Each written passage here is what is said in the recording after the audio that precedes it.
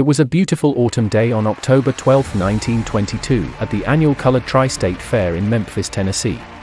The noisy fairgrounds were filled to capacity with people of all races and ages.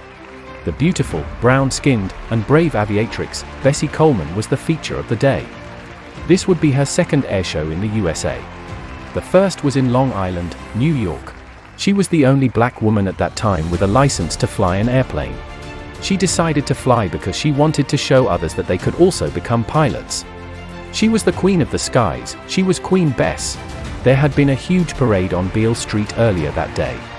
Now, almost all of Memphis gathered at the fairgrounds to see Queen Bess. She was also known as Brave Bessie because she had fearlessly taken to the air when aviation was a much greater risk than it is today. Everyone watched as she climbed into the Curtiss Jenny airplane. It was an open cockpit. Brave Bessie could feel the wind against her face.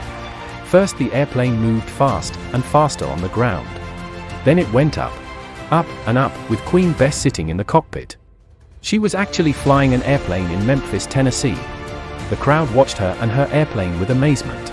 Some got a bit dizzy when the airplane started turning in circles. Then the plane slowed down. You could hear screams when the airplane made a sudden dive. But Brave Bessie was in control.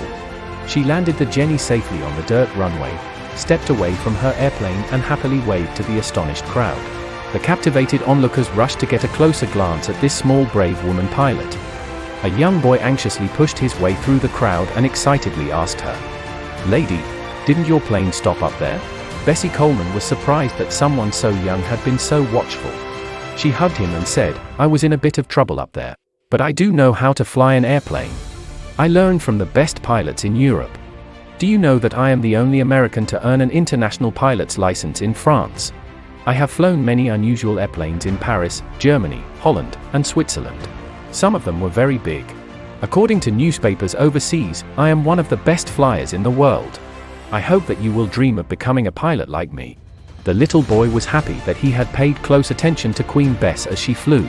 He was even happier that Brave Bessie was the best flyer that he knew. He strutted back into the crowd with a smile on his face.